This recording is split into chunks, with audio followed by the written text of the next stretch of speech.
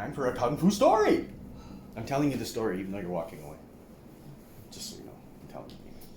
All right, Kung Fu story. You don't have to listen, I'm just going to tell it. All right. So I know this guy. We'll call him Mr. X. Yeah. Because I don't think he wants me to tell people who he really is. But, so like, it's 2022, so almost 20 years ago, Mr. X has a dream. And in his dream, there's this Chinese guy who is making him repeat a poem.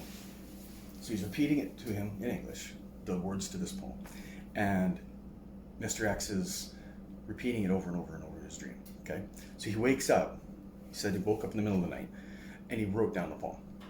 And he went back to sleep, and it happened again. This Chinese guy continued. It wasn't the same poem. It was like the next stanzas. So Mr. X, he, memorizes, wakes up in the morning, writes the rest of the poem. Okay? So get this. Mr. X is also a Kung Fu master before all this happens, right? Serious cat. Anyway, so it was a martial art that he named, or nicknamed, Zaran, which means naturally occurring, is what it means. There is a martial art called Zaran Man, but this is a different thing.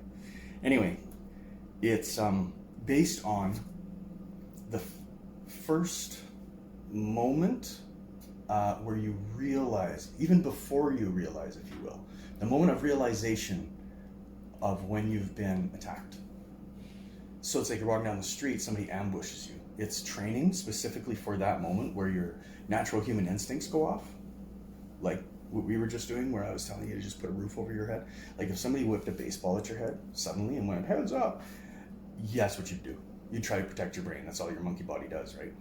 So instead of trying to, this was the idea of the art, was like, instead of trying to retrain human instincts, let's take our human instincts and see what their actual reactions are to however we're attacked, right? However we're moved upon, whatever our fear responses are.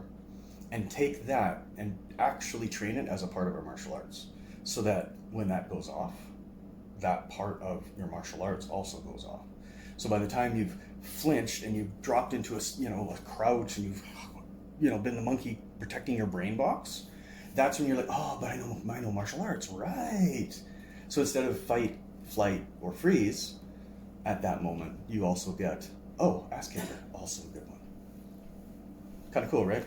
Learned it out of a dream, Mr. X did. Talk to me.